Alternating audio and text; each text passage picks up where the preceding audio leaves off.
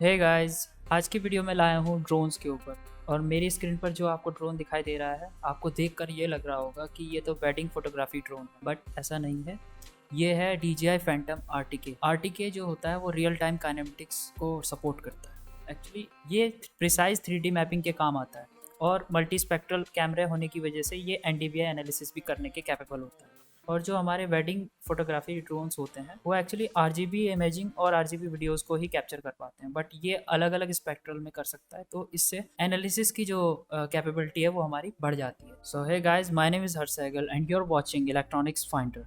आज की वीडियो में हम DJI Phantom 4 RTK की स्पेसिफिकेशन जानेंगे और इसकी अनबॉक्सिंग करेंगे। तो चलिए स्टार्ट करते हैं।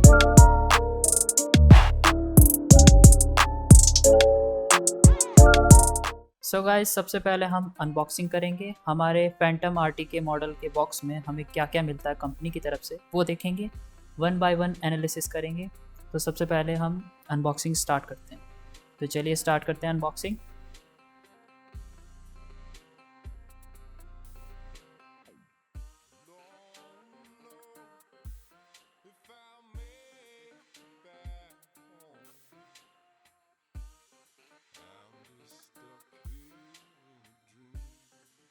सबसे पहले हम देखते हैं कि हमारे पास 2 सेट्स ऑफ प्रोपेलर मिलते हैं।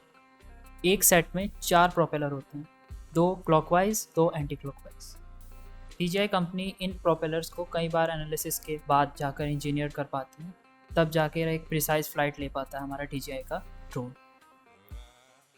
दूसरा हमारे पास मिलता है एक ड्रोन यूनिट, जिसके बारे में हम आगे वीडियो में बात करेंगे डिटेल में, एक एक कंपोनेंट के बारे में जानेंगे कि कैसे ये वर्क करता है।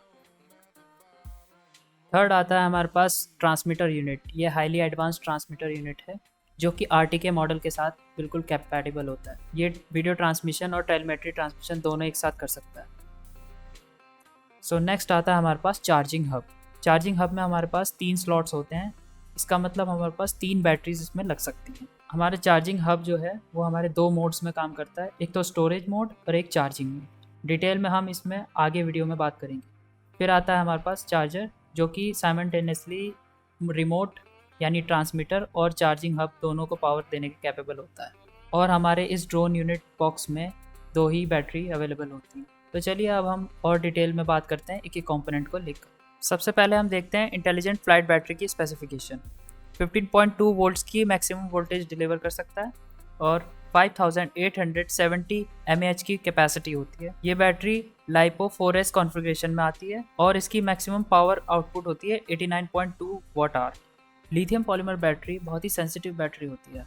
ये फुली चार्ज कंडीशन में अगर बहुत ही लंबे समय तक रखा जाए तो ये सॉइल करने लगती है। अब इस प्रॉब्लम को सॉल्व करने के लिए DJI कंपनी ने एक सर्किट डेवलप किया है, जो कि अगर 10 दिन तक ये बैटरी अगर आइडल कंडीशन में रहती है तो 10 दिन के बाद ये 65% तक डिस्चार्ज होगी, जिससे इसकी सॉइलिंग प्रॉब्लम को ओवरकम किया जा सकता है। नेक्स्ट फीचर आता है हमारा बैटरी लेवल इंडिकेटर का। अब मेरी स्क्रीन पर आपको दिख रहा होगा कि चारों LED किस तरीके से बिहेव करती हैं अलग अलग बैटरी लेवल पर। चौथा फीचर आता है हमारा स्लीप मोड का। अगर हमारी बैटरी 20 मिनट्स तक अगर इनएक्टिव मोड में है, यानी 20 मिनट्स तक हम कुछ नहीं उससे करंट ड्रॉ कर रहे हैं, तो हमारी बैटरी स्लीप मोड में चली जाती है, जिससे अननेसेसरी जो करंट ड्रॉ है वो रुक जाता है। अब हम आ जाते हैं हमारे चार्जिंग हब पर। हमारा चार्जिंग हब 2 मोड्स पे काम करता है। सबसे पहला मोड होता है चार्जिंग मोड और दूसरा होता है स्टोरेज मोड।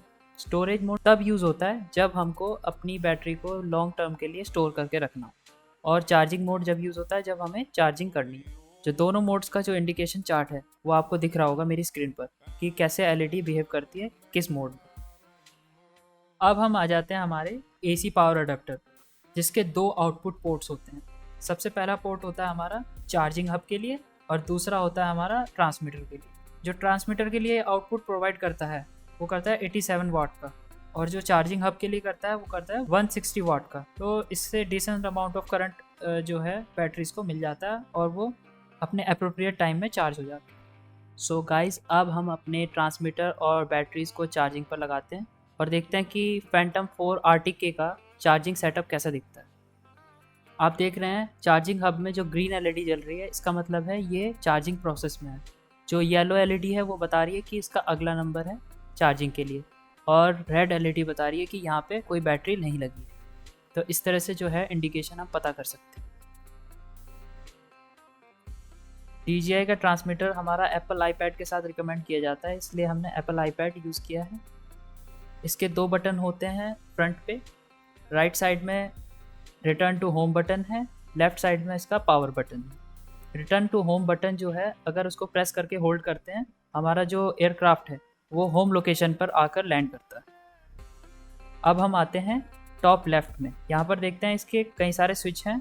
एक स्विच है इसका flight mode switch. Flight mode switch में इसमें 3 फ्लाइट मोड होते हैं, पी मोड, एस मोड और ए मोड।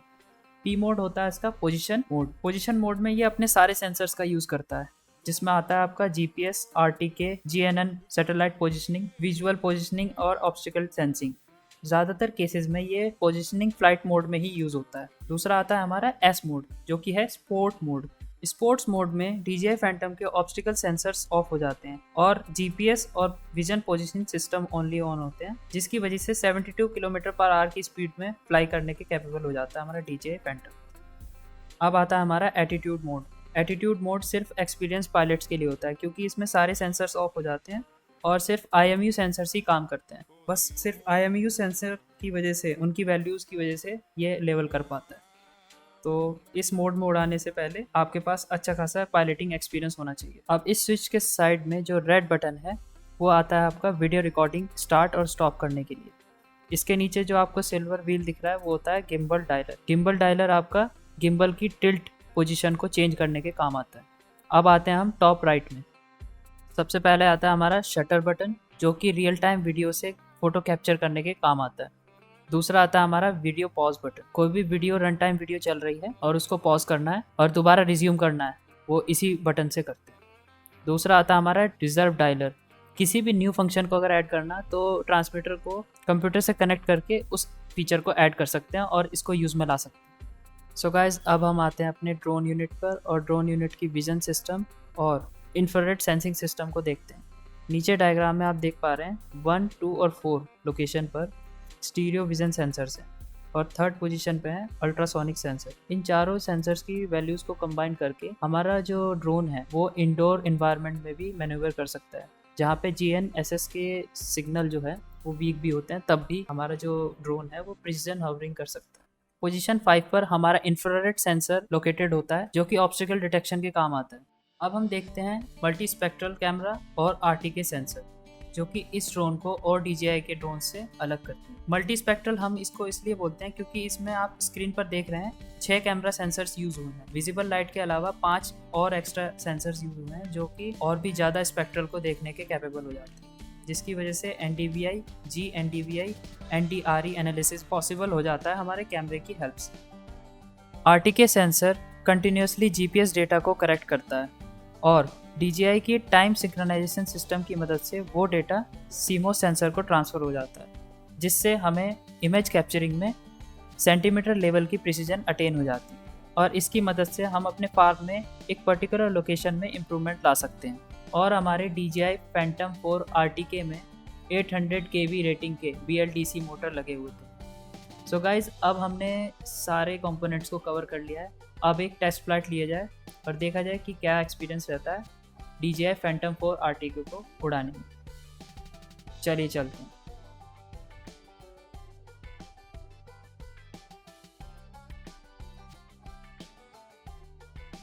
सबसे पहले ट्रांसमीटर को आईपैड से कनेक्ट करते हैं और आईपैड को इंटरनेट से।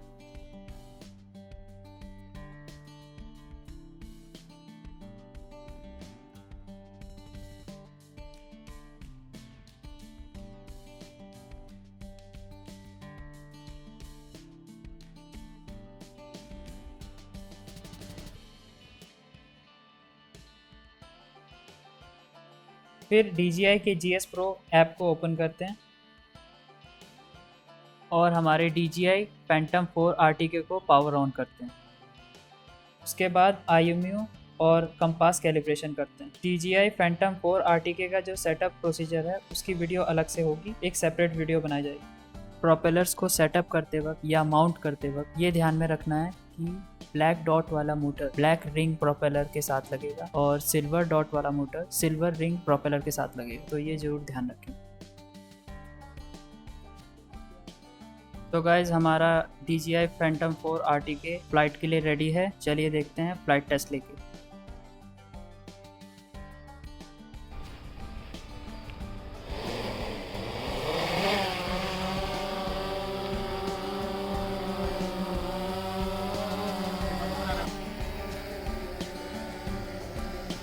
I am very thankful of my university कि मुझे इतना टेक्निकल एनवायरनमेंट प्रोवाइड किया, और सबसे ज़्यादा मैं थैंकफुल हूँ प्रोफेसर एस.के. सोनी सर का, जिनकी वजह से ये सब चीज़ संभव हुआ और मैं ड्रोन टेक्नोलॉजी में अपने आप को एनहांस कर पा रहा हूँ।